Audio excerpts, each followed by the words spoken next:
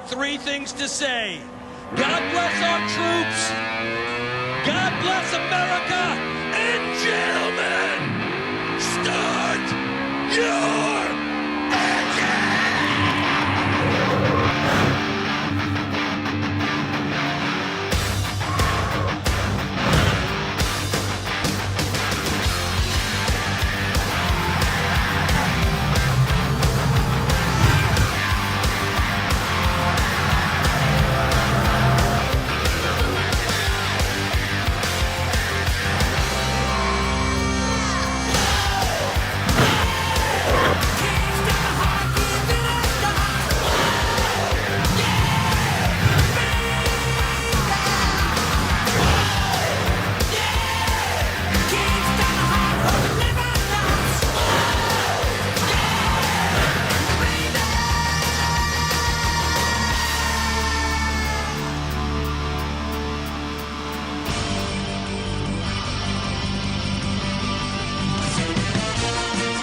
Walton, Massachusetts, the Bostonian suburban home of Bentley University, is also the home to the infamous Papyrus Motorsports Park. Hello out there, we're on the air, and it's once again race day today in New England.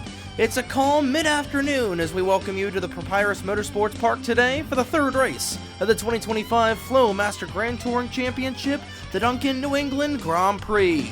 And a pleasant good afternoon to everyone tuning in to today's Grand Touring race with live coverage provided on the North American Sim Racing Network. And in the press box for today's race, my name is Trey Wright. A pair of days shy of St. Patrick's Day this Friday afternoon, and the people of the surrounding area have flocked to the track to watch these drivers duel for 73 laps of high-speed action at PMP, a tight and narrow 3 3/4 mile course that races more like the high banks of an intermediate oval than a road course that we see elsewhere. High speeds, high banking, and nowhere to run nor hide. This track has eaten up drivers all across every fact and figure of NR 2003.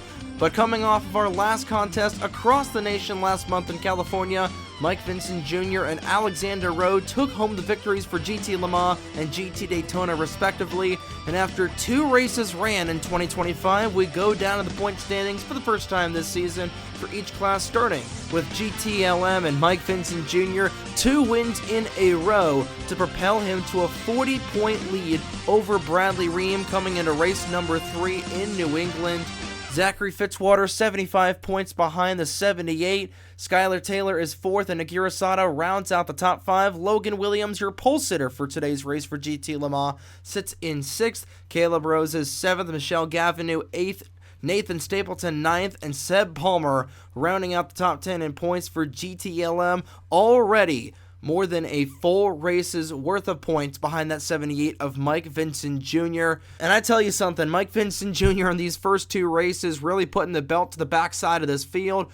1 in Daytona by just barely edging out Skylar Taylor in the Daytona 2.4, and 1 last month in dominating fashion on the up and down slopes of Rosamond, California. But he's going to be starting deep in the field in the 11th spot for GT Le Mans. Then going over to GT Daytona, Logan Alexander with a couple of consistent finishes in that 71 car. Sits 15 points ahead of both Esteban Lasser and Aaron Abel, so a couple of rookies up in the top podium for GT Daytona's point standings. Connor Monaco, no surprise to see that 21 car up in the top 5 for GTD. And Michael Brown, last year's champion, trying to get the season off to a good start. In that 25, he rounds out the top 5. Alexander Rowe, Daniel Bouchard, Juan Rodriguez, Alex Lozano, and Dylan Matthews, last year's winner here at the Papyrus Motorsports Park for GT Daytona, round out the top 10 in the point standings for GTD. And last thing before we get going here, like a couple of these tracks on the schedule, a lot of drivers have a bit of experience here, both in the FMGTC, the Mission Barbecue Cup Series, and even the Winston All-American Series. Watch out for drivers like Daniel Bouchard, Dylan Matthews, and others to try to take home the victories in today's race. But without further ado, it's that time of the broadcast once again, which means it's go time in Massachusetts. Let's head out trackside to get the most famous words in motorsports to fire the engines for the Dunkin New England Grand Prix. Drivers, start your engines! And the engines roar to life on the pit lane at Papyrus, and we are just moments away From 73 laps of high-banked action this afternoon, your starting lineup for both classes on the left-hand side of your screen. Logan Williams sits atop the pylon for GTLM in the number 6 Muscle Milk XKR. And John Andrews completes the front row sweep for the Jaguars in his Ace Hardware number 3 Jag. Going back here to the GT Daytona field. They're led to green by that man right there, Logan Alexander, in the 71 factory entry for Dodge. The points leader, also the pole sitter for today's race. He'll start next to the 31 of Brooke Paquette in the number 31 Viper. The field goes into turn number 2. A little bit of a slow start off the pit lane for Connor Monaco, but he will rejoin this field. They go down into the chute between turns 2 and 3 and 4, 2 and 3, and let's take a look at the track itself. Starting with the first turn, a 90-degree left-hander similar to the corner at Indianapolis, only this one is banked at 19 degrees, 10 degrees higher than those of the Brickyard. Then it's a longer and steeper corner in turn 2, 24 degrees of banking, bringing you downhill through the dog leg. After the leg comes the most perilous part of the course, where the field is right now. The right-handed turns 3 and 4, banked at 26 degrees, coming out into a bottleneck. In a short chute between turns 4 and 5, where the field rolls through currently. Cars will slide up and hit that outside wall through turns 3 and 4, then careen down to clobber the wall out of 4, and we saw that last year with Riley Sampson and Owen Miles. Sampson going for a wild ride in the 24 last season. Then it's back up the hill, a whopping 5% grade that brings the cars into turns 5 and 6.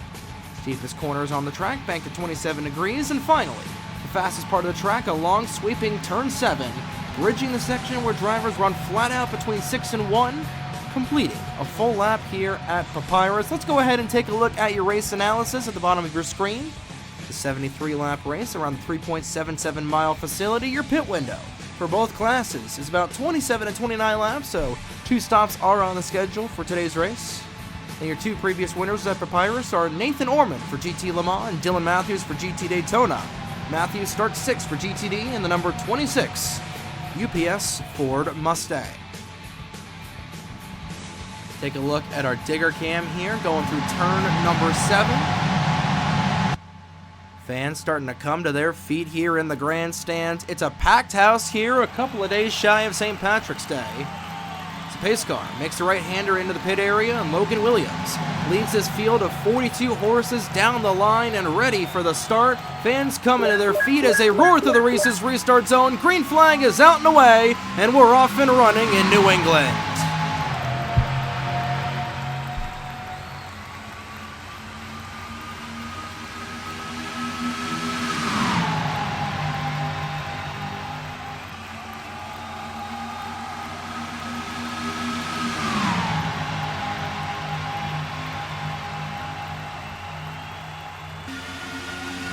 Going into turns 3 and 4 for the first time today, and they're going to be running flat out here. Logan Williams up high, and Nathan Stapleton into the outside wall. Nearly getting turned around was a 33 of Roberto Crown Jr. They're 3 wide coming into the bottleneck. And so far, everybody has been able to keep things relatively straight for now. No, that is not the case, as Crown Jr. going around. So was Dylan Matthews in the 26. Tatiana Nagora and Justin Williams in the 86. Caught up in an accident in turn 3, our first incident of the afternoon. It doesn't look like it's going to be back-to-back wins for Dylan Matthews here at Papyrus. Leading them back to the start-finish line. The car that won last year's race, rather scratched that was the 4 of Nathan Ormond. This was the 3 driven by Blaze Zebratar in last year's race, now being piloted by the 3 of John Andrews. Here comes Akira Sato racing to the inside as they fly down this stretch for the second time today under speed. Michael Brown with an issue in the back as well. I believe he was also caught up in that opening lap melee as we now take a look at it. See all the tire tracks up in there, and when they go through that opening set of corners, double file, that is a recipe for disaster. as we saw on that opening lap, and it looks like Michael Brown's day will be done in that 25, and I think Justin Williams missed the pit lane, so he'll have to come back out onto the track. A tough break for him, and a tough break for Nathan Stapleton as well, as Kasumi Takashi pretty much knocking down the wall through turn number 6 rather. And already a lot of guys losing spots in the early part of this race.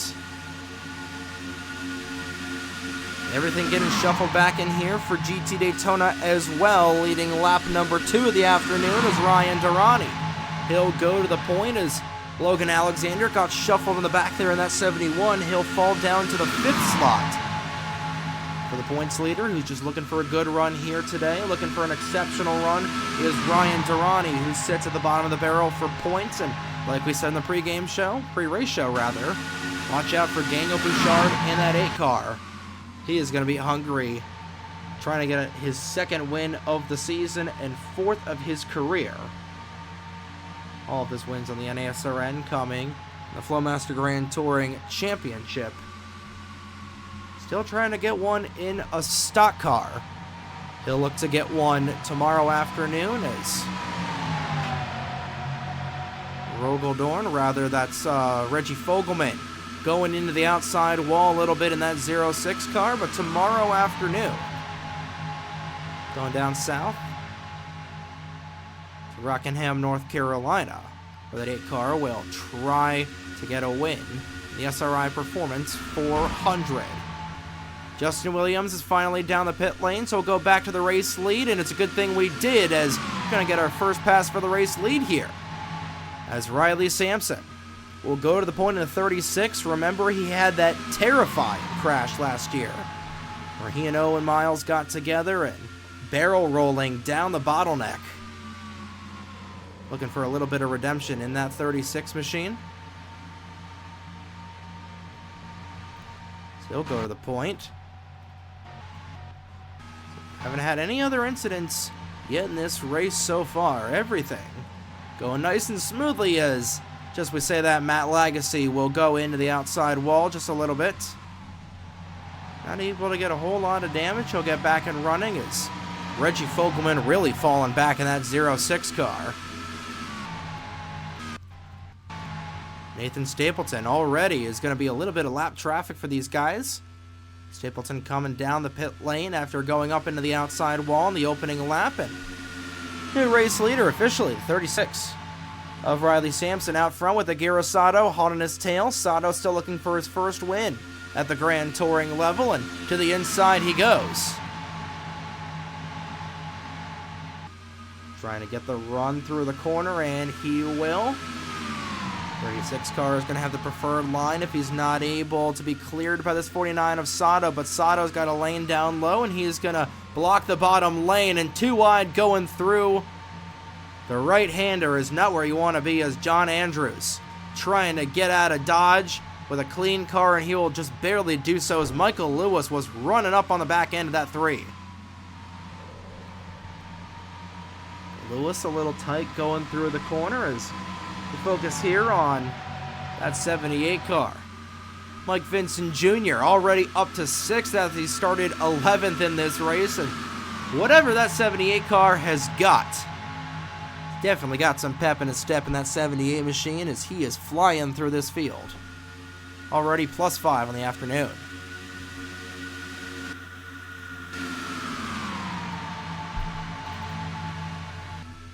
Back to the race lead. Aguirre Sato will lead that time by as we begin lap number 6 of 73.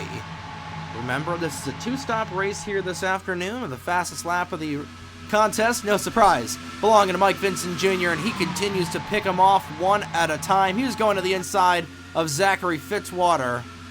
Now he'll go to the outside, trying to make that outer lane work, and he might pay the price. Here comes Owen Miles to the right-hand side of that red, white, and blue 78, and trying to go for a risky move on the outside, and Vincent Jr. wisely backs off, but he's going to cost him a position, as back in the 7th will go that 78, and fortunately for Vincent Jr., he'll live to fight another day.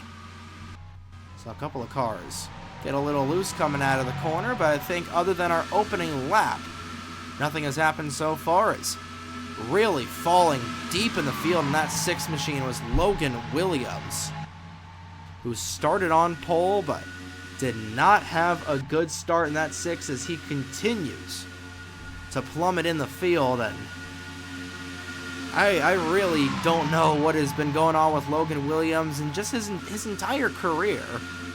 And again, in full disclosure, this is a video game with equal ratings, and I can't tell you how many times I've checked the ratings on this 6 car, but he is equal to everybody else.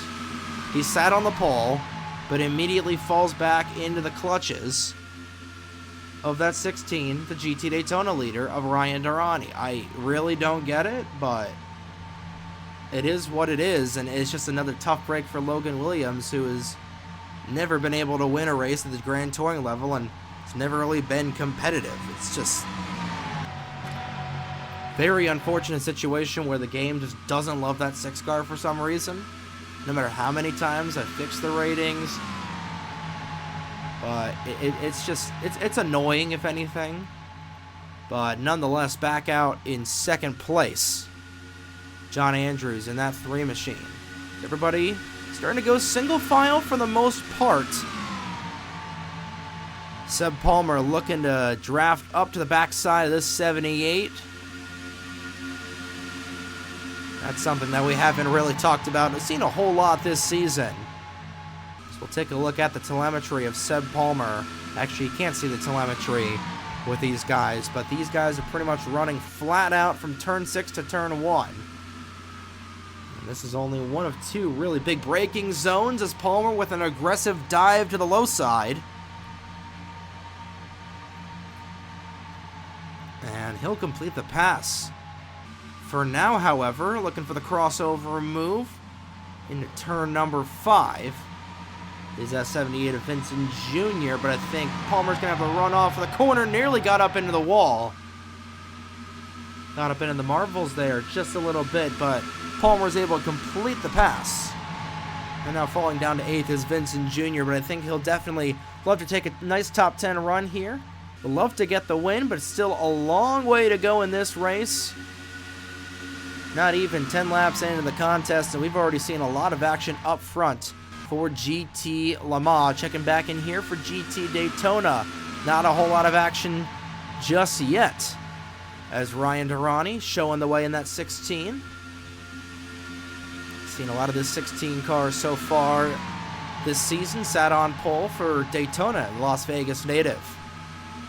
Showing his worth up at the front of this field, but trying to get some consistent finishes in the bank has really been the goal for today for Ryan Durrani. I talked to him before the race, and just trying to finish the race is the #1 goal. Had a mechanical issue in Daytona and then wrecked out at Willow Springs. Would love to get the win, but you don't win the race on 1 lap, and you don't win the race by coming tantalizingly close to touching the wall. That's what he did just there, and allowing Daniel Bouchard to draw a little bit of a bead onto that 016 car. And here comes the 8. Trying to get a run off the corner. And it's the early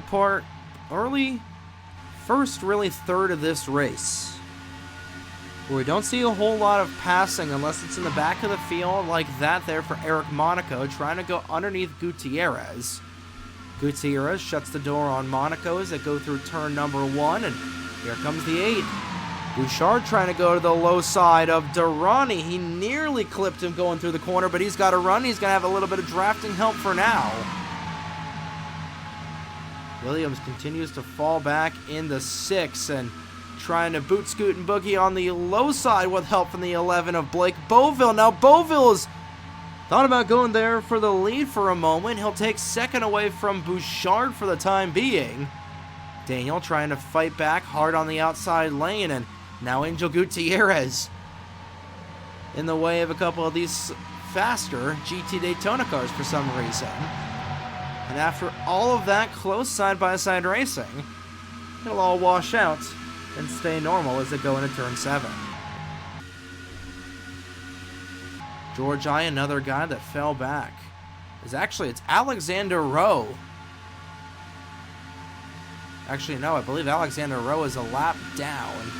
And he is. I thought Alexander Rowe was in the lead there for a brief moment, but something happening with that Better Call Saul Dodge Viper and a tough break for last month's winner at Willow Springs.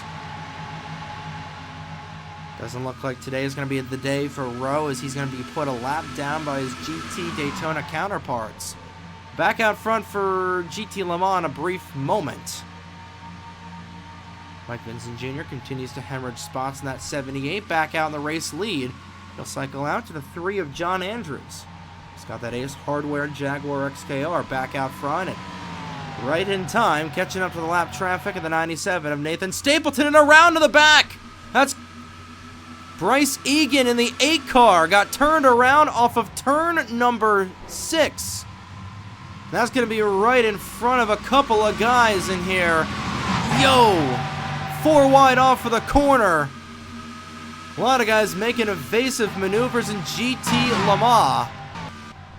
GT Daytona, rather, as Bryce Egan went head-on into the inside wall. We'll take a look at the replay now.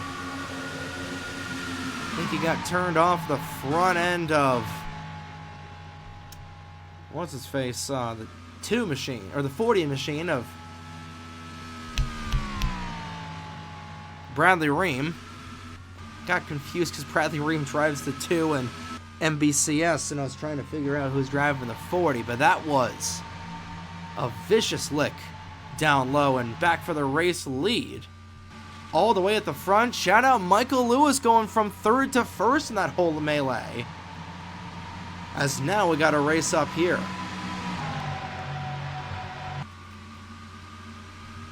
Still see the smoke from Bryce Egan as he went head on into the inside wall, and fortunately everybody was able to move out of the way. Williams continues to fall back. I thought I saw somebody else going around. Just my imagination there for a brief moment in time. Back out front for the race lead. Here comes Sampson on the low side.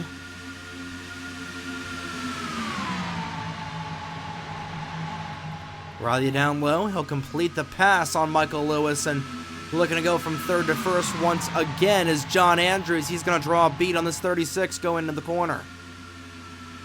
Zachary Fitzwater making his presence known as well in the top 5. Bold move down low from Owen Miles. Can he make it stick? 3 wide going through the corner. Fitzwater will pay the price on the outside. Nearly careened into the 20. Fortunately, those cars are able to stay off one another. 3 wide as Gavinu will split the 97 and 78 going into 5.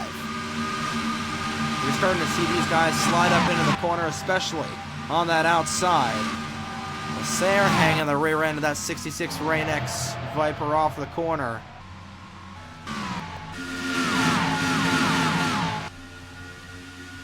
Sampson back out front in the 36. Andrews is with him. Saw somebody turn some tire tracks on the front straightaway, I think.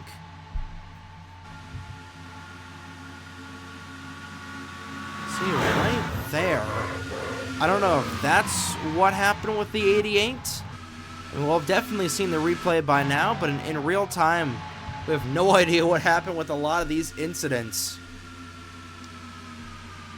But I don't think I've ever seen anybody been turned off of turn number 7. That's a new one. We usually see the calamity in turns 3 through 6, never really through 7. Or any time on the front straightaway for that matter. It's interesting place to be turned around, but based off the tire tracks, looks like that was definitely the case.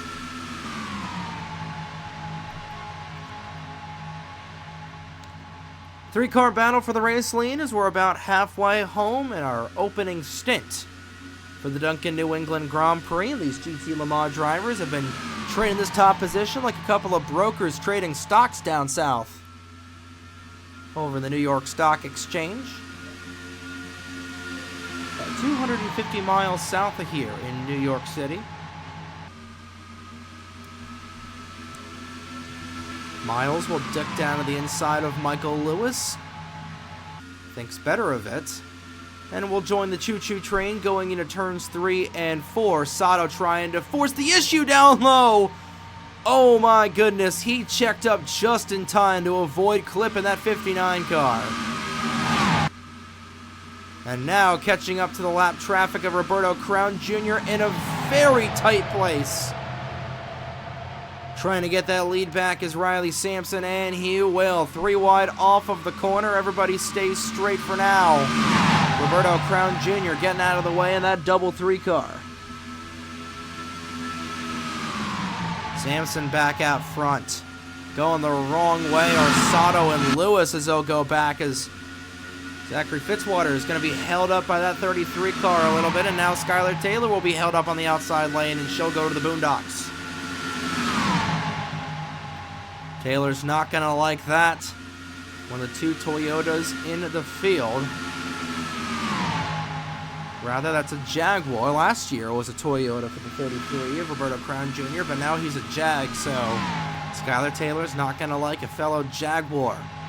Holding her up a little bit like that. The only Toyota in the field is that man right there is trying to go to the inside as for the race lead. Owen Miles has got it. 3 wide through the corner. This is going to get tight off of 4. Again, these guys are professionals. They know how to race here at Papyrus with ease. As rolling through the corners there was Caleb Rose. He is up to 3rd, and to the point is Owen Miles. Funny enough to see these 2 guys up in the race lead. We remember, and we talked about Riley Sampson having his flip last year along that 59 of Owen Miles as they roll through turn 7. Those 2 run a 1-2, looking for a little bit of redemption. Let's flash onto the start-finish line.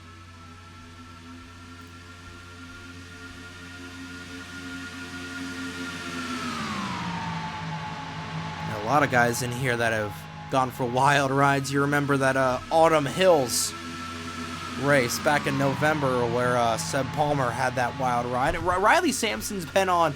He's had a lot of wild crashes last year. I believe he had something at Daytona. He had this flip at Papyrus. He had a flip at Riverside. I don't know if he was caught up in anything at Watkins Glen.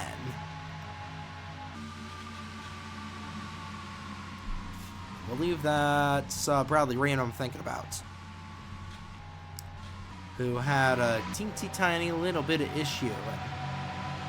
43 and the 21 having an issue back in here for GT Daytona. I didn't even notice these guys were a little bit off the pace. Take a look at what happened to those guys here as we lurk on lap number 17, and now the 75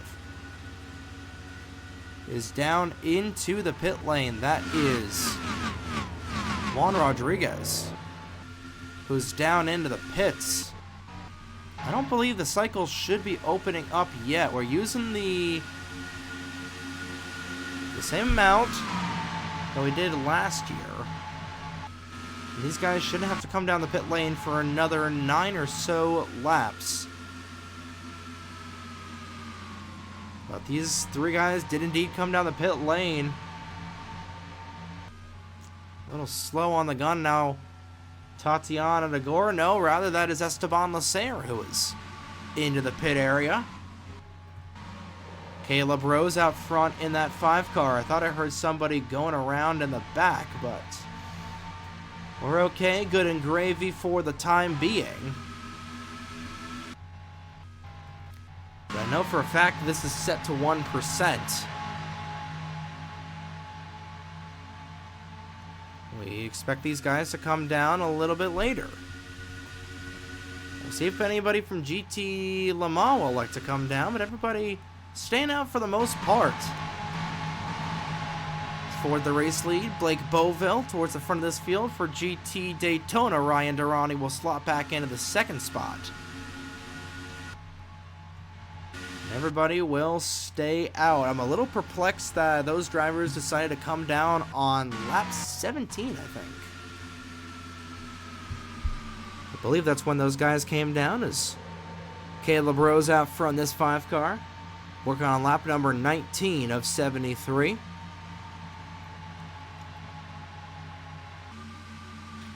came down about 10 laps earlier than anticipated. The same thing went for the 66 of Lasserre.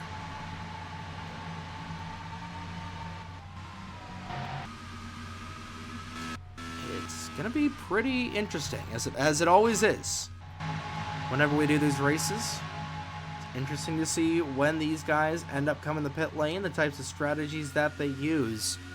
We know the max distance that they can go is about 30 laps.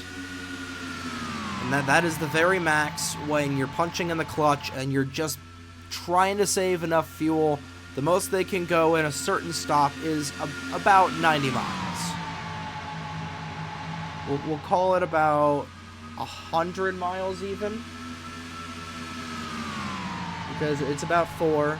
So about 1,100 or about 110 miles.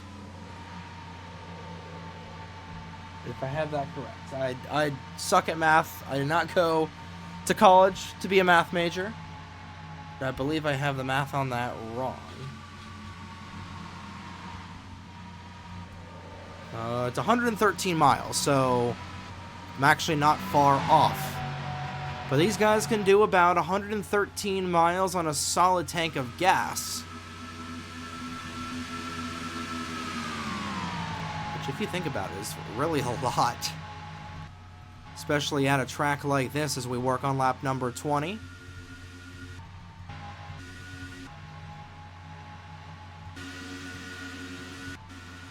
And a lot of damage to the left-hand side of Aguirre Sato, as down the pit lane is Michael Lewis.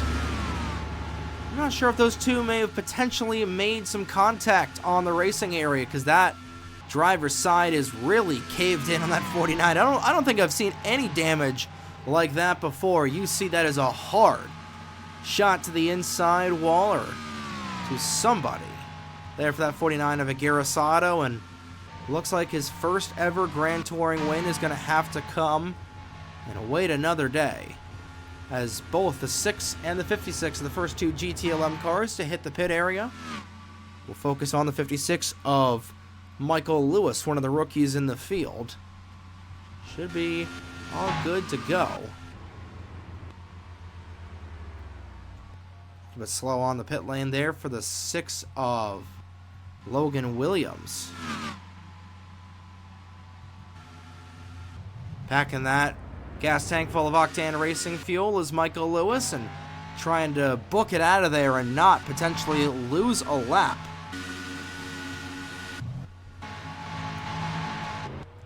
Logan Williams is going to lose a lap. This is going to be a little bit close off the corner, but Michael Lewis will cycle out in front of the rest of the field, albeit he is on the tail end of the lead lap. Zachary Fitzwater, I believe he also came down the pit lane. And it was a 14.28 second stop for Fitzy. That right now is the fastest stop of the afternoon so far, so a pretty good pit stop there for that 62 of Fitzy.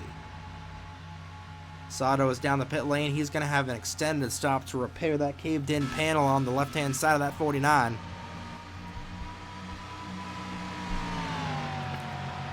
We'll see if the undercut pays off for Michael Lewis. We're starting to see these guys hit the pit lane, but only one or two at a time. That's what's perplexing about this pit cycle so far, is running up right on the back end of this 56 is a 36. Who moved down the inside, and going with him aggressively was that 5. 3 cars all on top of one another like a couple of June bugs on a summer's night. Sato will be put a lap down, being pushed to the race lead. It's Caleb Rose. The lone Toyota in the field out front. And immediately ditching him is that 3. Now he'll go back with him as those two will slide up. Won that race lead back. 3 wide going through the corner. John Andrews pinballing as Michael Lewis gets aggressive with those fresher BF Goodriches. And Lewis is able to make those aggressive moves with those fresh tires, but you don't want to use up your stuff too early. Gutierrez and Ream are on the pit area. believe Kasumi Takashi also came down. And that is she's a little bit off of the pace, but that was an aggressive move through the middle by Michael Lewis, and trying to see if he's going to turn on the jets here in this 56 just a little bit. Miles will move down to the inside of the relatively slower 56 cars, trying to get his tires warmed back up on the service area. Gutierrez and Ream will be put a lap down for now. Back in here for GT Daytona, Daniel Bouchard shows the way in car number 8. Only 9 cars up front here so far for GTLM. A lot of guys pitting off sequence. I'll have to see when this bulk of the field will elect to come down the pit area. Logan Alexander is in, pitting from the 4th position. See who's got the freshest or the fastest pit stop of the afternoon so far. 15:31 looks to be the fastest stop. Rather, that was Angel Gutierrez for GTLM. Was looking for the GT Daytona guys, but we'll get into that in just a little bit. But pit window about 2 laps away from officially opening up for these leaders to come down. We've seen a lot of stragglers hit the pit area so far, but haven't seen a whole group of cars. The most cars we have seen have been about 2, maybe 3 at a time, but we haven't seen more than 3 hit the pit area. We're definitely going to see it in the next couple of laps. Nobody else from GT Daytona hitting the service area just yet that has not already been down. Looks like Igor Barreto will come in. A little smushed on the front end nose of that 14 Valvoline Monaco or Mustang.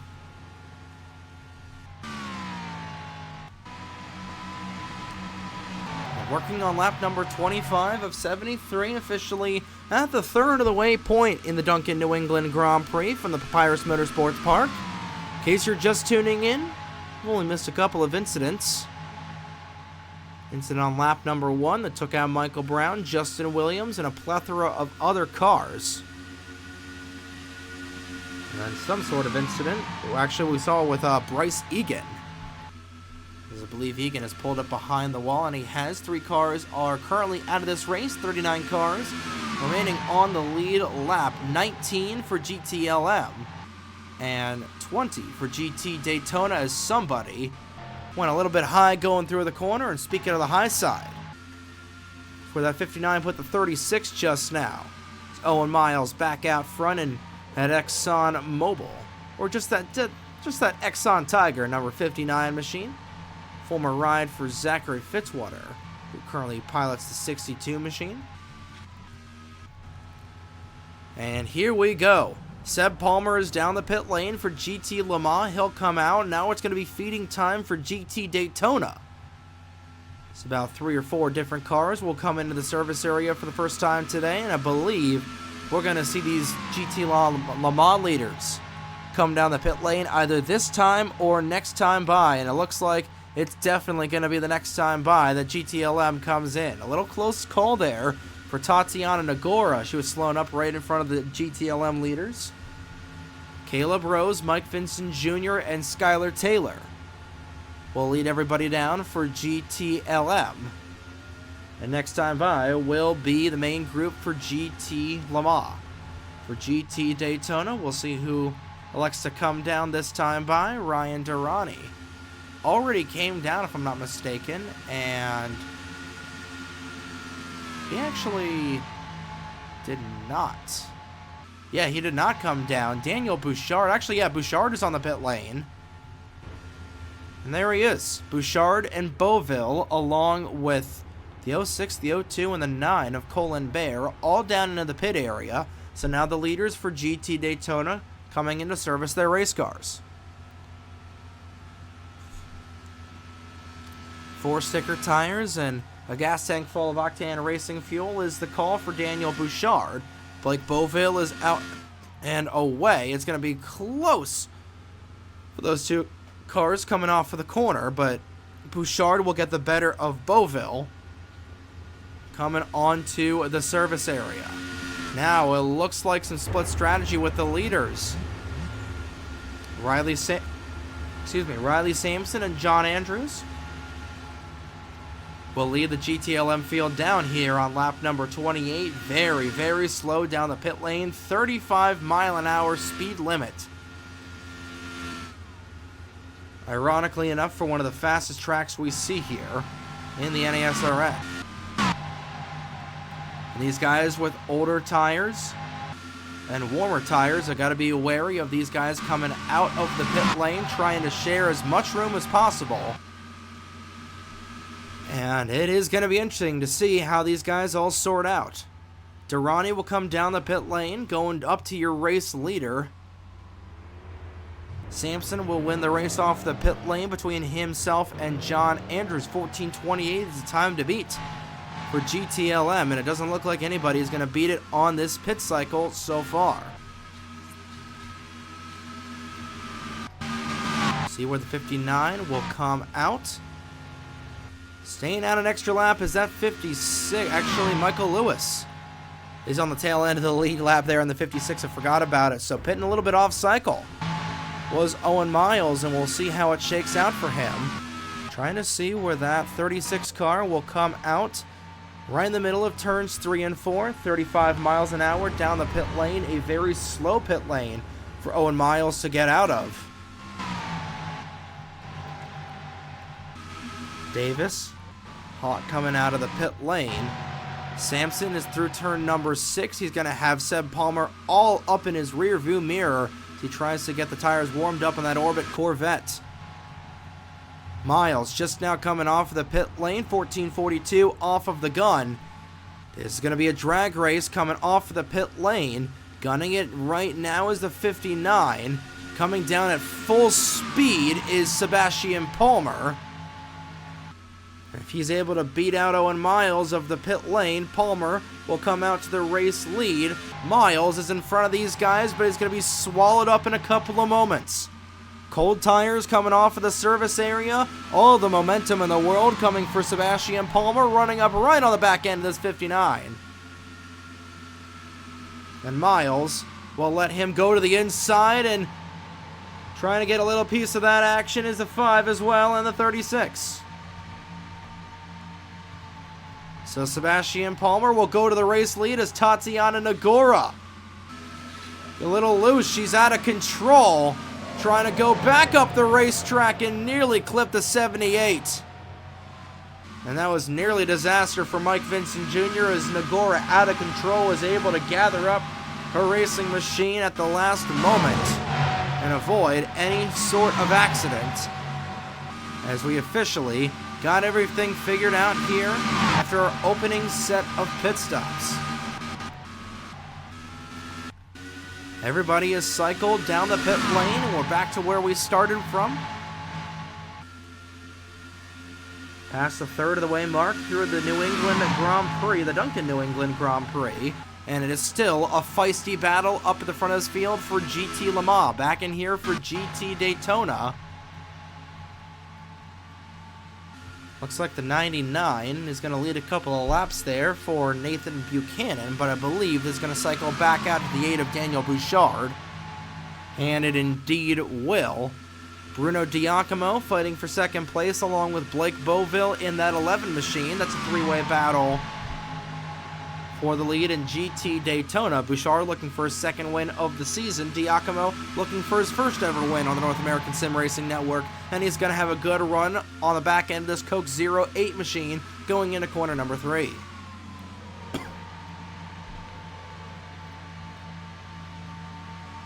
Nice and easy through the corner in that Bardol number 1.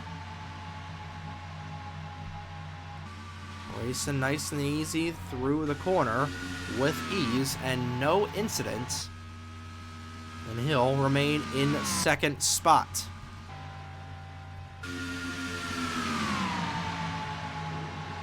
Still 39 cars remaining on the racetrack.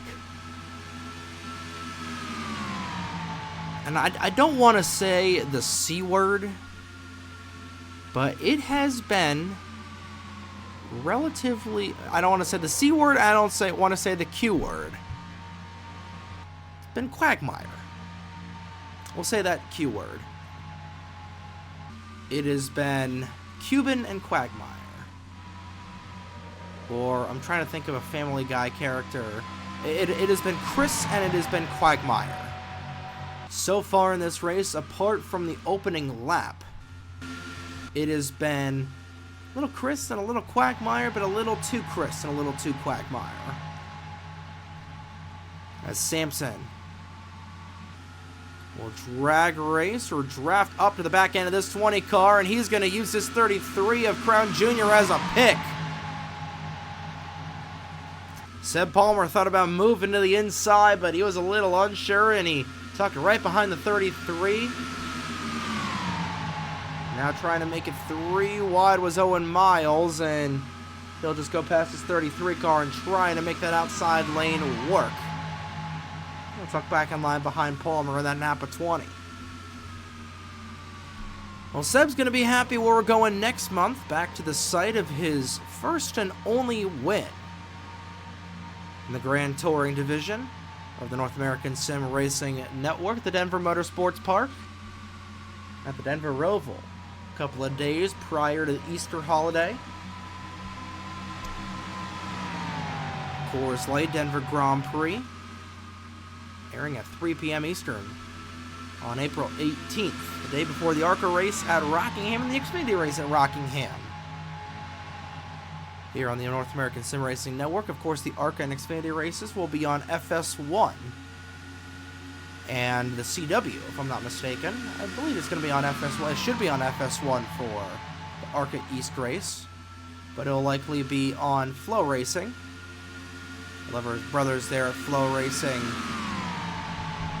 as a commentator on for Flow Hockey. Gotta love our network of our whole branch of Flow Sports. Our broadcasters all across the nation. Shout out Flow Sports for bringing a lot of coverage to a lot of sports here in the United States and at times Canada. And to the inside is Ryan Durrani, and it's another engine failure for the 16. It's a second grenade there for that Gillette number 16 machine. And he absolutely smokescreened the front straightaway. He's got to be careful coming back into traffic. Nearly got sideswiped by Juan Rodriguez in that 75. And I didn't say the C word and the Q word, but this could have some problems. Because that engine blew up right at a point where he wasn't able to get around these guys, wasn't able to come down the pit lane, and now Alexander Rowe has not been able to find a way around this 16, and this is gonna really create something bad. Oh, Takashi come flying in there off of the outside wall. These guys are gonna catch this 16 and 88 at a really, really bad spot. I don't know why Alexander Rowe is not going to, just refuses to go around him. Finally, trying to find a way around this 16. And meanwhile, the GT Le Mans leaders are thundering down the back straightaway. So Alexander Rowe is going to lose a lot of time to this 16 machine. I don't know if he's got an issue as well. That's is perplexing, and both of these cars are going to hit the pit lane. It's definitely a mechanical failure for the 16. I don't know what's going on with the 88. Juan Rodriguez is back in. I don't know if those guys just happen to have failures at the exact same time. I don't know if there was a penalty with the 88. I don't know what the heck happened. But we were approaching the midway point in the Dunkin New England Grand Prix, and we got away with one right there. I will for sure say that.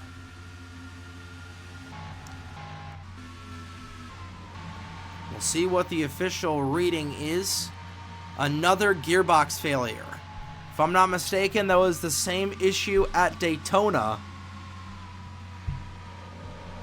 For the 16 of Riley Sampson, we'll go ahead and take a look at that off screen.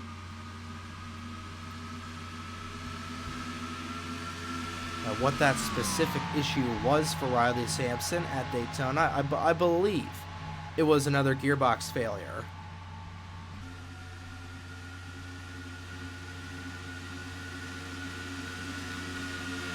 Riley Sampson currently showing the way for GT Le Mans. Scratch that, here comes Seb Palmer. Darting down to the inside in that 20 machine. It was actually a clutch issue for Ryan Durrani in the Daytona race. And Seb Palmer will go to the point in that Napa Corvette. Owen Miles looking to take advantage of that 36 on the high side as they catch up to Esteban Leclerc, some lap traffic and form in the 66. Some contact between the 66 and the 59. Those two will swap paint going through 3. No worse for wear, however, is Owen Miles. He'll go to the inside of Riley Sampson going into corner number 5. All this happening behind that 20 machine of Sebastian Palmer.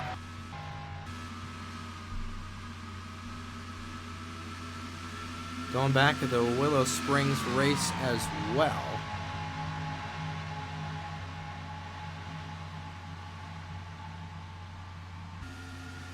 Trying to see if there was a mechanical issue for Ryan Durrani or he just had a poor finish. It was actually an accident for Ryan Durrani in that 16, so that is 3 straight DNFs for that 16 car. Not the way you want to start this your sophomore season, especially with a bad, fast Gillette Mustang like that. A beautiful looking race car has been able to crack the top 15, crack the top 10 yet. Has not been able to finish a race. Trying to finish a race first should be the name of the game.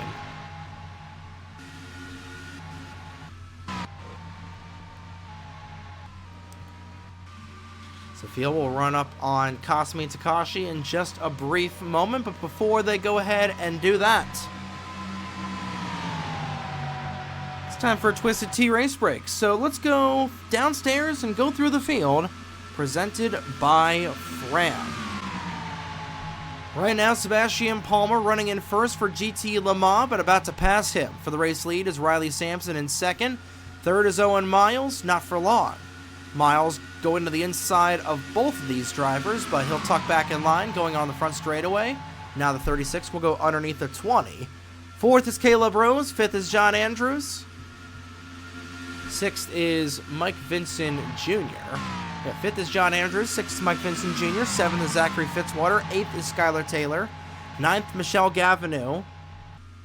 And Michael Lewis came back down the pit lane, so 10th is going to go to Aguirre Sato. 11th is Bradley Ream. 12th is Dano Georgi. 13th, Angel Gutierrez. Gotta go all the way back here for 14th for Reggie Fogelman, if I'm not mistaken. See a little front end damage on the front end of that 6 machine.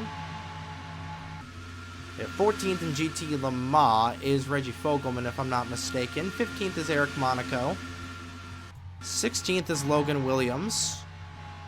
I believe 17th somewhere is Nathan Stapleton. I believe Michael Lewis is 17th for GTLM.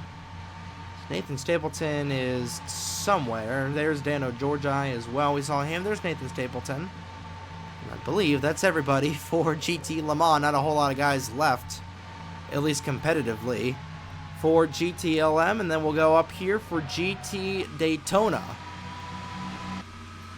Actually, Blake Beauville came down the pit lane, runs right on the back end of the 33 and nearly turned those two around. Up and in the outside wall goes Roberto Crown Jr. And he is trying to get down. He is stuck up all the way on that outside lane. The rest of the GT Daytona field running up right on the back end of that 33 as he tries to get it back in gear. And he will do so on the outside lane as we take a look at Daniel Bouchard.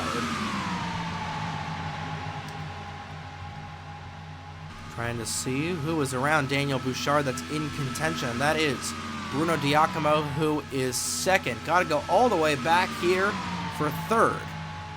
Carson Miller in the 72. Fourth is the 99 of Nathan Buchanan. Fifth is Brooke Paquette. Sixth is Colin Bear. Seventh, Matt Lagacy. Eighth, Aaron Abel. Ninth, 14 of Igor Barreto. And rounding out the top 10, 71 of Logan Alexander. And that's really going to complete your full field rundown. 38 cars still on the track, even at 19 apiece for both GT Le Mans and GT Daytona. Right now, your tag heuer fastest lap still belonging to Mike Vincent Jr., so he's likely going to be at the top of the pylon for 3 weeks in a row in some category. That's the fastest lap for GTLM, and the fastest lap for GT Daytona. No surprise, Ryan Durrani lighting up the charts in 16, but not able to be reliable enough to finish the race for the third contest in a row. And your fastest lap belonging to Zachary Fitzwater. 14:28 second stop for the 62 so far. Again, we've got one more stop coming up here later on in this run, about 10 laps away. 10 to 15 laps away from that penultimate set of pit stops going on. That is, of course, then, and this is, of course, now, and will flash on the screen once we see our fastest pit stop for GT Daytona. But catching up to the lap car of Alexander Rowe is Sebastian Palmer. Looking for evasive maneuvers and going 3 wide into the right-hander is Riley Sampson. Rowe will move up high. Sampson trying to keep his tires underneath of him, and he'll do so for the time being. And they'll get around the lap car with ease if Owen Miles can get around him, and he will. Miles will do so as Alexander Rowe will lose yet another lap in the 88, and a little bit of rear end damage for the 6 of Williams. He'll come back down the pit lane, and starting to see a lot of guys that came down the pit lane initially, about 10 laps before the cycle began, coming down. And the biggest question is if these guys are going to be able to make it on 2 stops, which I believe the answer to be no. But we still got a long way to go and a long way to get there. But these 3 cars have been battling it out on the racetrack, and we'll make it with these 5 cars actually, that are all within a second and a quarter of one another, and you got to go all the way back in here to find 6th place of Mike Vincent Jr. But like we said, considering he started in the 11th spot, nice little +5 differential on the day would not be too shabby for the points leader, who is likely going to extend his points lead going out of Dodge, especially with the issues Bradley Ream has had today. Same thing with Skylar Taylor, who's a couple of positions behind that, number 78. Fitzwater is also behind the 78, so really nobody's going to really gain any ground here. Because again, going through the field, John Andrews not having a couple of good opening runs this season. Remember, he was caught up in that opening crash, and now Sebastian Palmer is in the pit lane. And a bit early in that 20 car. And this is right at 30 to go. Next time by is 30 to go, so this is realistically 31 to go for Sebastian Palmer. This is a gamble. Remember, like we said, the max they can do is 30 laps. Zachary Fitzwater, Skylar Taylor, all coming into the pit area. This is a big gamble for these drivers, because if they're not able to save enough fuel, they're likely going to run out of gas on the final lap. This is the biggest gamble we have seen all season long so far. I know, we're only 2 races into the season, but now we're seeing a lot of these guys come in with about 30 laps to go. I don't know if they're going to be able to save. Owen Miles will stay out. Same thing with the 3, and the 36 is in. Same thing with the 5 and the 78. these guys have about a similar gamble. They've got about 4 extra miles of fuel. So about maybe half a tank. Or not even half a tank. Maybe half of a gallon's worth. I don't know. This is very risky, and I'm liking the strategy that John Andrews and Owen Miles are playing right now, and it's just play it safe. You wait until you've got less than 30 laps to go, you come down the pit lane. And you go with the overcut. Proven to be pretty efficient. And, you know, you're gonna have to punch in the clutch a little bit, especially going through the right-hander. You know, it's nothing these guys haven't been used to doing. You can hear it right there. Angel Gutierrez punching in the clutch going through the corner.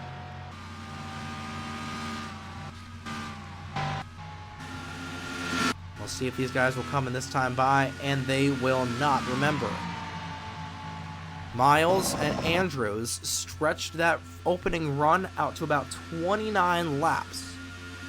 So I believe they might be trying to stretch it out again.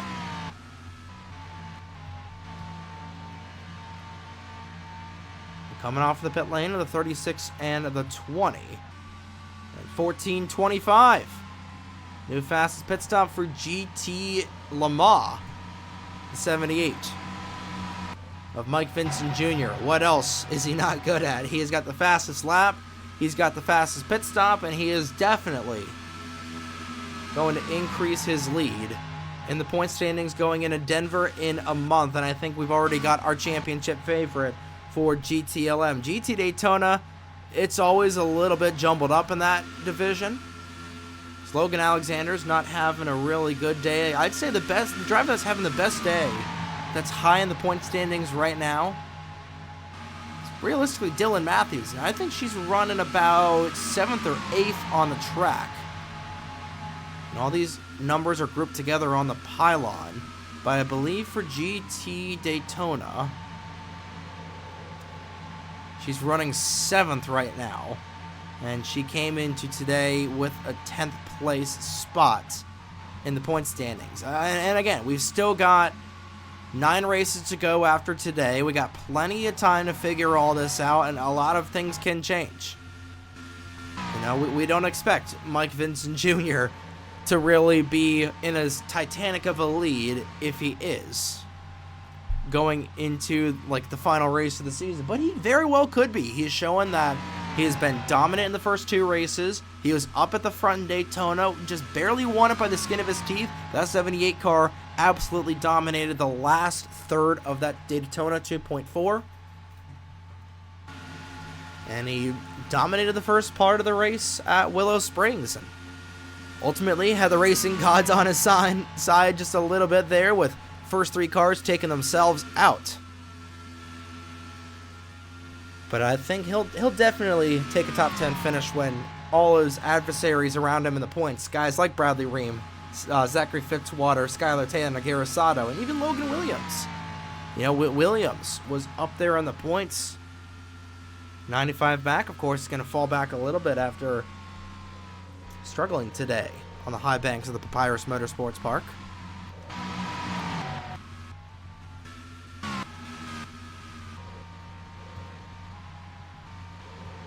Trying to go back in here with Owen Miles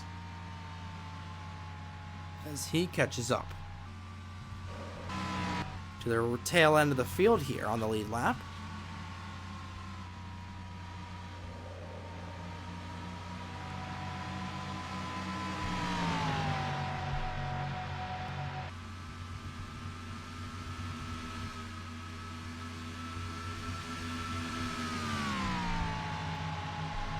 See if Miles will come down the pit lane this time by as we pause 10 seconds for station identification.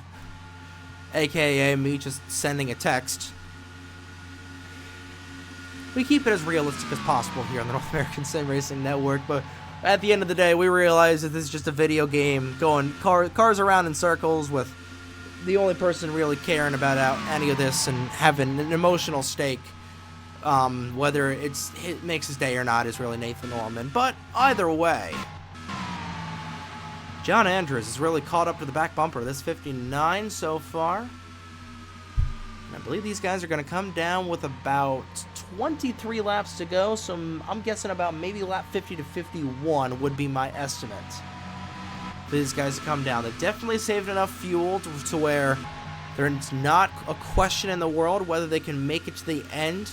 Question is, where will they come out in relation to the rest of the field?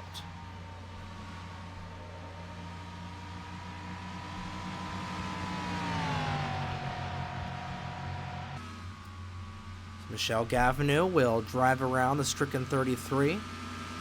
Gavineau's been quiet so far this season. Hasn't had a whole lot of luck, but she's right now rocking P8 in the points position, rocking P3 on track so far today. Believe she's on a similar strategy as these guys up front here. It's for the race lead, John Andrews to the inside. The 59 of Miles. We work on lap number 49 of 73. Been a good afternoon so far from the Papyrus Motorsports Park. In case you're just tuning in, 38 cars remaining on the racetrack. Had a crash on the first lap. It was not nearly as big as last month's opening wrecker. But we saw 8 cars in GTLM piling up over in turn number 5. Last month at the Willow Springs International Raceway, a little bit more of a quagmire-ish race. You know what I'm saying? You'll understand what I'm saying. It's Colin Bear. We'll hit the pit lane in the McDonald's number 9. Same thing with Fogelman in the 06. We'll see if this will be the lap. The 3 and the 59 will dip down the pit lane. Thought about doing it for a brief moment. Decided to stay out otherwise. And we'll begin lap number 50 of 73. 24 laps to go in the Dunkin New England Grand Prix. These two have been swapping the lead. I believe they're just trying to use as much gas as possible to try to fill their gas tanks full. Locked in racing fuel as much as they will go to capacity. They want to be able to stretch this race all the way up. Stretch it all the way to the end as Nathan Stapleton holding up the 75 of Rodriguez coming out of corner number 6. Daniel Bouchard, like we said, top of the show, dominating in that 8 cars, led the most laps for GT Daytona. And right as we're talking about him, he'll make his final pit stop of the afternoon. He'll relinquish the lead. The 99 of Nathan Buchanan. Dylan Matthews comes onto the pit lane. Battle for what may be the lead out front between the 20 and the 36.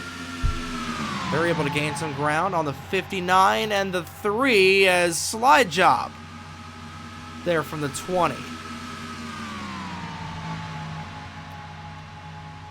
Going all the way up the racetrack there was Sebastian Palmer. He'll take that spot away from the 36. Riley Sampson rolling through the corner. Trying to take that spot away from the 6 and the 99, and nearly clipping off the front end of that 6 machine was Nathan Buchanan. That would not have been good for the GT Daytona current leader. As here we go, right as we said, when these guys were going to come down the pit lane, it's feed-in time on the service area. It's the leader for both classes down into the pit area. See where the rest of the leaders will come out. There are the 20 and the 36 of Palmer and Sampson, respectively. Remember, those guys came out on lap number, I want to say 43. It was lap 43. Palmer and Sampson will blow past these guys, but the main question is, do they have enough fuel? Owen Miles will come out in 3rd. John Andrews will slot out in 4th. And a little trouble getting going was a 21 of Connor Monaco. Sounds like he might be down a cylinder in that 21 if he tries to get under speed in that Harley-Davidson Mustang.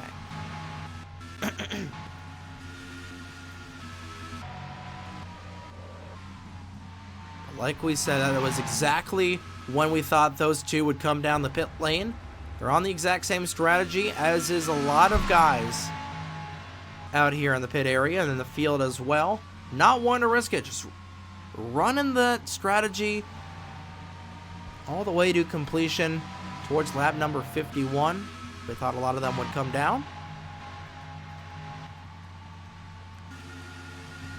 And do they have fresh enough rubber to potentially track down the 20 and the 36 in general? But the way that Palmer and Sampson have been racing one another, they're not only using a lot of gas, there's a potential that with all the lap traffic in the way, they could get into one another and take each other out.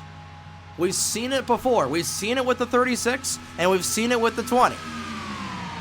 Racing stupidly has been the name of the game for a lot of these guys, and so far they have been racing each other very aggressively. They know what's on the line. For Sampson, it's redemption after flipping here last year. For Palmer, it's his second ever win and trying to get back into the dance in terms of the championship.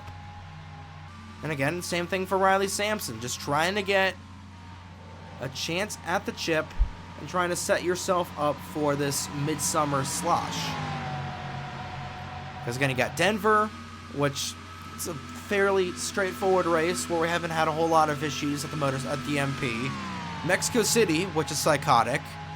Mosport, which is interesting. Watkins Glen exists. And then you got Old Spice, and by the time we're out of the summer, it's already race number 9 at Thornton. And you're scratching your head and you're wondering, holy crap, we haven't won a race yet. What are we going to do? Monaco has been extremely slow on the 21. We can confirm that he has dropped the cylinder, so he's going to be a little ways off of the pace. Checking in with these guys. We're going to check in with the intervals of these cats. Just a couple of moments. Way up high up the racetrack goes Beauville in the 11. A little bit of contact between him and the 36. A side swipe there between the Orbit Corvette and the ABC Supply Co. Dodge Viper. Seb Palmer marred in heavy lap traffic right now, but he'll go to the inside and cut them off one at a time. This time by, oh boy, a little close for comfort there between him and Lozano. So he'll be stuck behind the 2 of Eric Monaco. Get a little draft off of him going on to the front straightaway. He'll dart down to the inside. Same thing with Sampson. 20 laps to go in the Dunkin New England Grand Prix. That time by 2:79 was the interval between the 20 and the 59, and actually gaining about a second and a half over the 59 and the 3 was the 20. I think part of that was that Owen Miles and John Andrews were being held up by the slower Daytona car of Igor Barreto, so that definitely played into it just a little bit. But again, this is the point in the race where you're marred in heavy lap traffic and it becomes a chess match at 175 miles an hour. Just one wrong move, you end up in the retaining wall, and you end up in the garage area. No trophy, go directly to the garage, do not collect 200 points. Or rather, do not collect 100 points.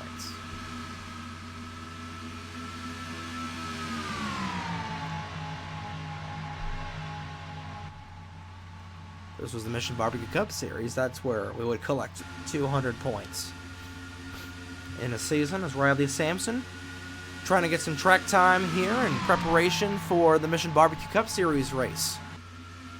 It'll be in a couple of months, and 4th of July, part of the 4th of July weekend slate of races. We have got 7 races in 6 days here in the North American Sim Racing Network already. Cannot wait to start that slate of races off with the Canada Day Classic on June 30th.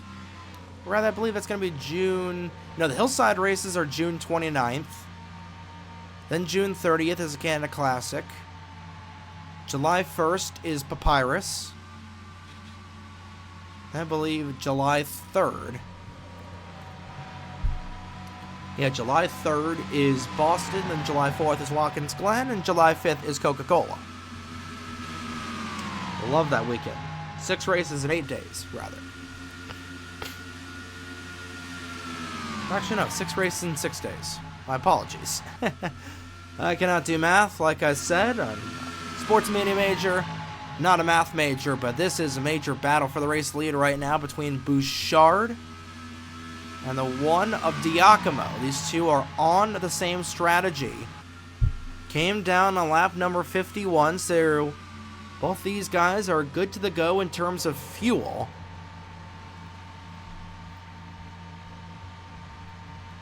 And it is very strange, the luck differential between Daniel Bouchard in the Flowmaster Grand Touring Championship and Daniel Bouchard in the Mission Barbecue Cup Series. Because taking a look at the all-time wins for Bouchard, he leads both divisions with 3 coming into today. Willow Springs in 24, Riverside in 24, and the Daytona 2.4 this year.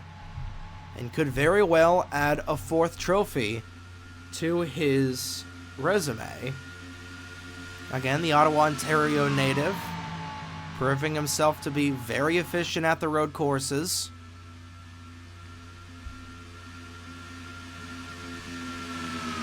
He's also won a Daytona 2.4 for 5 career wins on the North American Sim Racing Network. So 2 Daytona 2.4 championships or titles.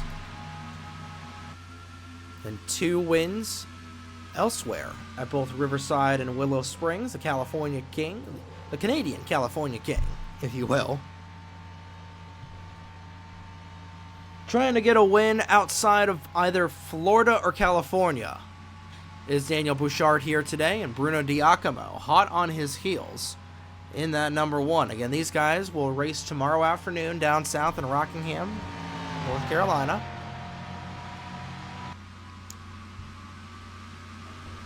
And then for Diacomo, the Aussie native, trying to get one for the lads down under.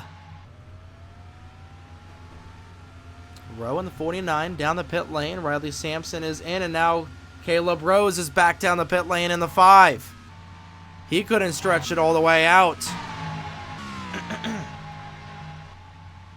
We're going to see if this 21 and 36 car, goes the 20.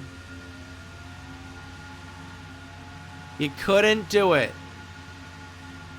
Down the pit lane for a 3rd time are all of the drivers that came down with 31 to go, and they decided that they don't want to risk it. We'll see if that 36 decides to try to risk it for the biscuit. It's a tough break for Seb Palmer, but I really don't understand why you take that gamble. You're essentially putting like $50 in the pot on the fold, and then or on the flop, and then you're folding on the turn. You know, not even trying to risk it on the river. I know the river is untrustworthy, but you can't put in a lot of money in the pot on the flop and then fold on the turn like that.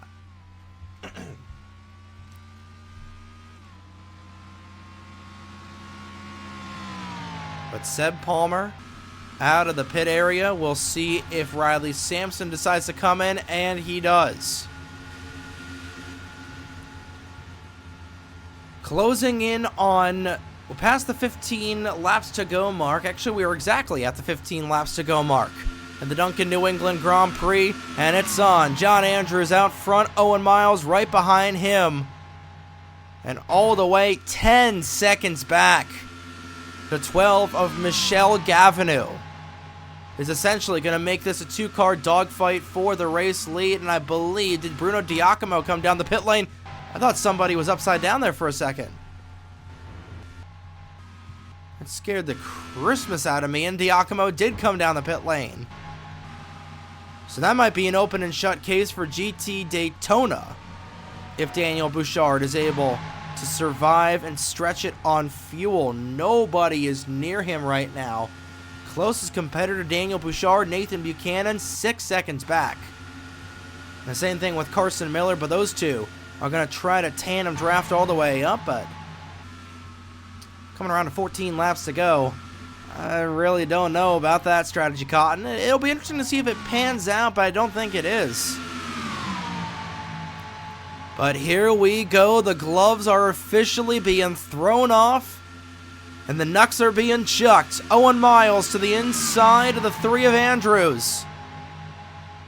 As with 14 laps to go in the Dunkin New England Grand Prix, and these two are going to slug it out to the end. They are officially good to go on fuel. They came down with 22 laps to go in the race. And they are good to go to the end of this Dunkin New England Grand Prix. A good run through the corner for Owen Miles. Will put him about 3 car lengths in front of the 3 of John Andrews. Andrews, however, trying to fight back hard on that outside lane. He's going to get a big toe off that huge Corvette spoiler going into corner number 7. See the gap right there between first and second, and having to wait a very, very long time before we see this 12 car of Michelle Gavineau. There she is in that Granger number 12 Jaguar, trying to get up in this race lead.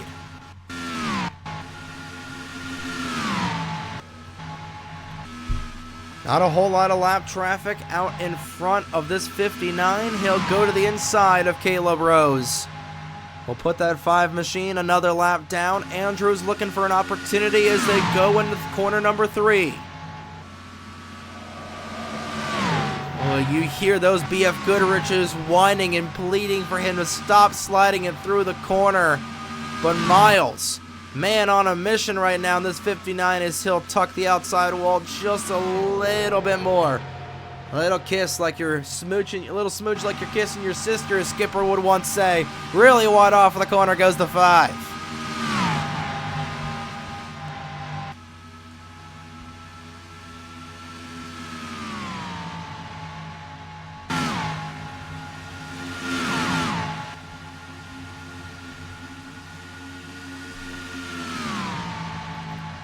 "12 laps to go this time by as they flash underneath the start-finish line.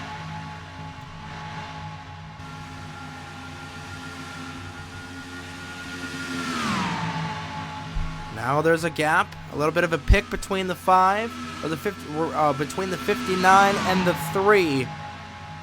His name is Caleb Rose. 3-car train, 2 of them on the lead lap, racing for this lead. Back in there for GT Daytona, you see it on the scoring pylon. The gap starting to close between the 08 and the 09. It's a 4-second, or the 099 rather. Bouchard has got a 5-second gap, rather a 4-second gap over the 99 of Nathan Buchanan. We'll take a look, we'll keep a close eye on those intervals, but this is the battle for the race lead right now. Miles trying to get to the end, but he has actually got a swath of lap traffic in front of that Exxon Corvette. One of those being the 99 of Nathan Buchanan, who does not want to go a lap down. Meanwhile, marred deep in lap traffic is that 8 of Bouchard, trying to let everybody go by. The faster GT Lamaze going underneath of him. And starting to go through lap traffic and cut his way through is that 59 of Miles. 10 to go next time by. Miles into corner number 3 for the 63rd time today. Reggie Fogelman nearly clipping the 3 of Andrews, as Andrews got to work fast. He knows his tires are beginning to wear out, but he can't get around this 5 machine just yet. Now Caleb Rose will move to the outside, but it might be a little too late, as putting another car between himself and John Andrews is Owen Miles.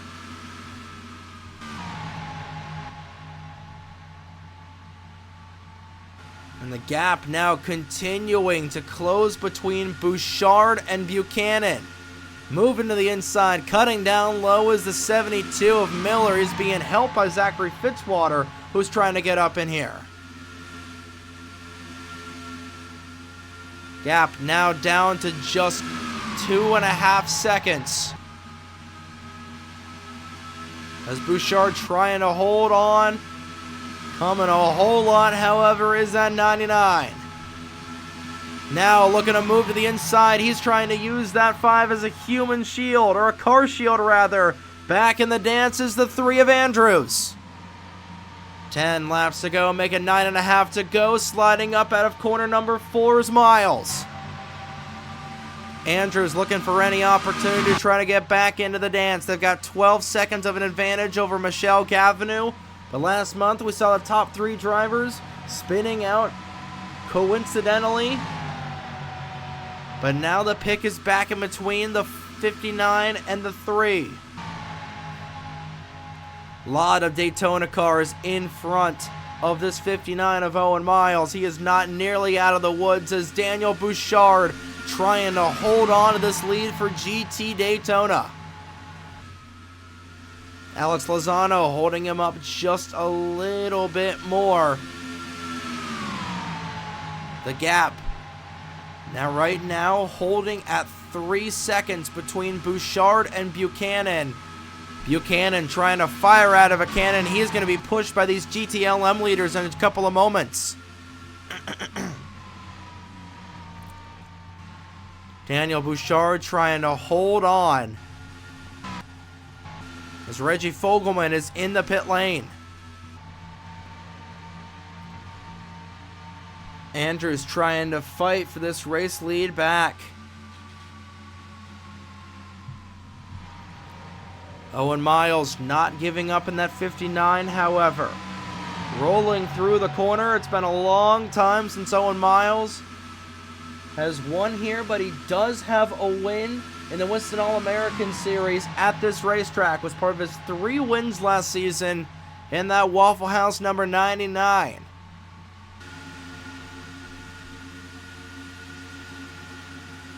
We've seen drivers that have had success here before in other series have success, and that's exactly what Owen Miles is banking on.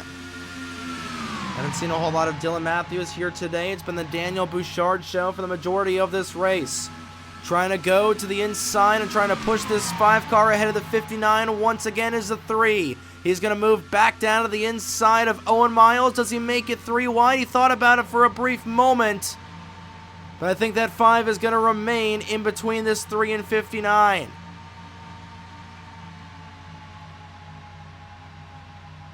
Ooh, moving up to the outside and hitting the wall was Owen Miles. Andrews knows it's his chance. These two, nothing separating those two but about maybe a 1.5 feet of air. Nose to tail are the front runners for GT Le Mans. They rumble around this Papyrus Motorsports Park for a couple more times. Miles needs to get out front of this 55, rather this 5 car. He'll dart down to the inside as Andrews go with him. And Daniel Bouchard just trying to stay tucked in line with this 71 and 02. But a big run coming from a lot of these GT Daytona cars that are hungry to get up and chomping at the bit to try to fight Bouchard for this race lead. But right on the back end of Owen Miles is John Andrews. But it's been a long while since John Andrews has won on the NESRN. Got to go all the way back to season number 3 of the Mission Barbecue Cup Series. Actually, you got to go all the way back further, I think.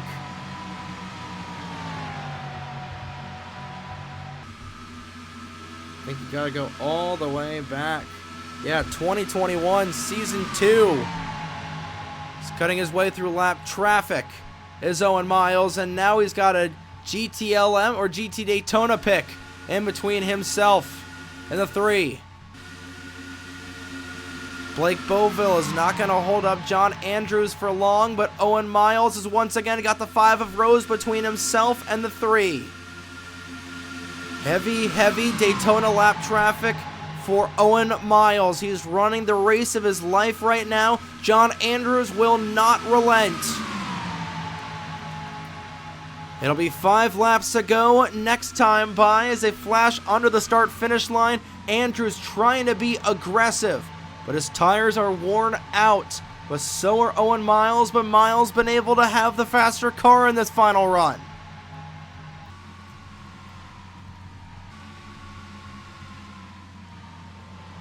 Not a whole lot was able to be done there for the 99. He's not going to be pushed all the way up to the race lead, and that may potentially give this win to Daniel Bouchard, barring something stupid happening. You can always count on something stupid happening here in the NASRN.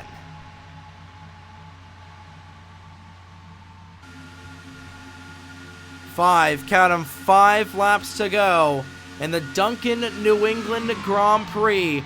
Owen Miles with a half a second lead over the 3 of John Andrews. No cars separating the 2, and Andrews going to get a good run going into corner number 2. Trying to get that 5 in between himself and the 3 once again is Miles. Looks like he might succeed here. Andrews fighting extremely hard to get up into this battle. More lap traffic in front of Owen Miles. He's not nearly out of the woods yet, even at this stage in the race. But he's got to pick. All that matters is he's got to pick with the 5. Can Andrews get around Caleb Rose is the million-dollar question. Those two may look like the exact same manufacturer, but Rose is indeed a Jaguar. Rather, Rose is indeed a Toyota. So he's not giving any favors to that Jaguar number 3. And I'm surprised he moved over to the Corvettes. For the Corvettes, rather. Daniel Bouchard running nice and easy right now in the 8 car. 4 to go as they cross underneath the start-finish line. And Owen Miles might end this race early for Daniel Bouchard. They might finish 1-2 as Bouchard is going to go 3 wide between a couple of lap-down cars. And this lap traffic, thicker than pea soup. Or New England clam chowder, if you will. As Owen Miles tries to navigate it. He's going to be put on the outside of 3 wide as Caleb Rose gets aggressive. Rose thunders to the inside of the 5. What a move for Rose. And once again on the back end of that 59, it's the 3 of Andrews. Andrews trying to get to the low side. Dano Georgi is there. Now the 2 leaders will cross paths, and that'll take 1 lap away from Daniel Bouchard. And that's exactly what he wants to see, because that 99 car is coming, and he is coming fast. Miles has been able to cut his way through lap traffic like butter. He'll dart to the inside of the 5. 3 to go as I cross under the start-finish line. Andrews will not relent, and there is a wide gap in lap traffic. There's the 99. Rather, here comes the 72 of Carson Miller. It's going to make GT Daytona interesting, but here comes the 3. No lap traffic in between these guys. Does Caleb Rose get aggressive down low? Blocking that 5 car is that 3, and that's a block you've got to make in a stakes, and with stakes like this. I don't think these guys are going to catch up to Zachary Fitzwater before this race is over with. Now, can Carson Miller find his way through lap traffic? He might be a little too far back to do anything about it.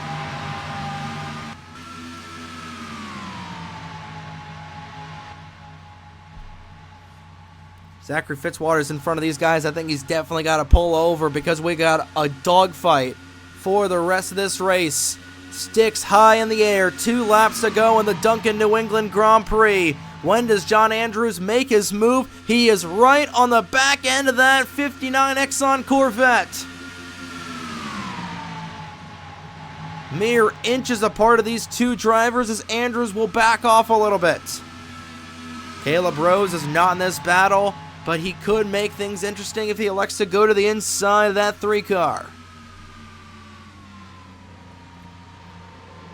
Miles trying to hold on for the rest of this race. These 2 have been battling back and forth in this entire stretch. Andrews looking for a little bit of magic. Miles trying to look for redemption after last season. 8 corners remain in the Dunkin New England Grand Prix, and Daniel Bouchard is trying to hold on to his lead in GT Daytona behind him. Through turn number 7 for the second to final time. The bell sounds, the white flag is in the air, 3.77 miles to go at the Papyrus Motorsports Park, and it's going to come down to this final lap. Where does the run come for John Andrews? He's definitely going to have an opportunity. Here he goes to the inside. Did he make his move a little too early? He'll tuck back in line going into the right-hander for the final time today. Andrews through the right-hander with ease. That's Miles with ease. Andrews looking for an opportunity to pass. They're going to catch up to Zachary Fitzwater. Maybe in turn number 7. These two still on top of one another through 5 and 6 for the final time.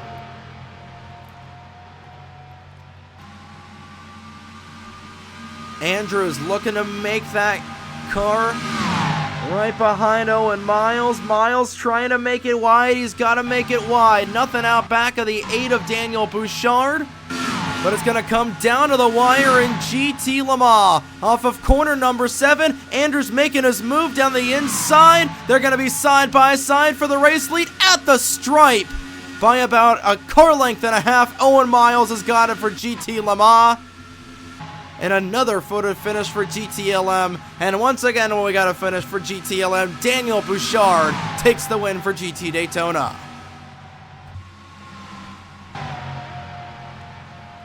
0.08 of a second.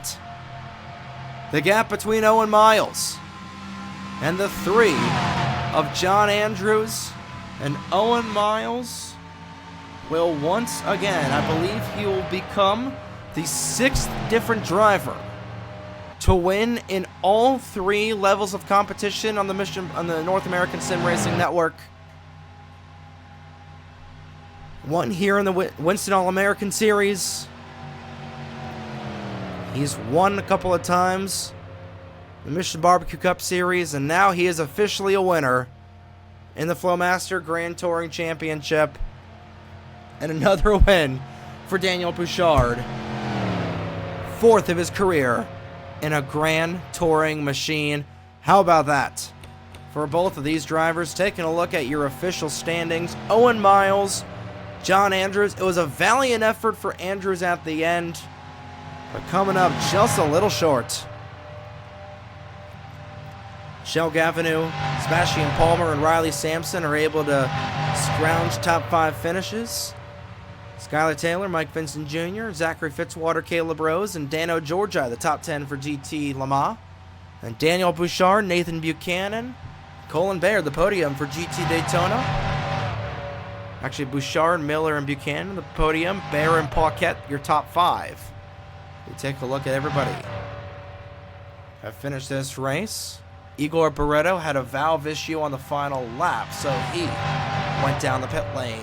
Roberto Crown Jr. had his issues on the opening lap, and other than that, I can finally say the Q and C words: a calm and relatively quiet race here at the Papyrus Motorsports Park. To wrap things up for race number 3 of this sophomore season for the Flowmaster Grand Touring Championship.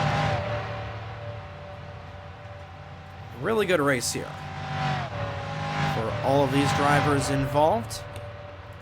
Good win for Owen Miles, and a good win for Daniel Bouchard, who takes home his 4th career win, the Flowmaster Grand Touring Championship. And it's safe to say that Bouchard and Mike Vincent Jr. with a solid 7th place run going to be the favorites for the championship until said otherwise for this season. But that'll do it here from the Papyrus Motorsports Park. Congratulations once again to Owen Miles and Daniel Bouchard for winning the Dunkin New England Grand Prix and we'll see you on Friday, April 18th for the running of the Coors Light Denver Grand Prix. Coverage from the Denver Motorsports Park airing at 3 p.m. Eastern Daylight Time, exclusively on the North American Sim Racing Network. Good morning, good afternoon, and good night, ladies and gentlemen. Here are your point standings after Race 3 of the 2025 FMGTC season. And from Waltham, Massachusetts, on behalf of the North American Sim Racing Network, my name is Trey Wright. Have a great evening, folks. We'll see you next month in the Mile High City.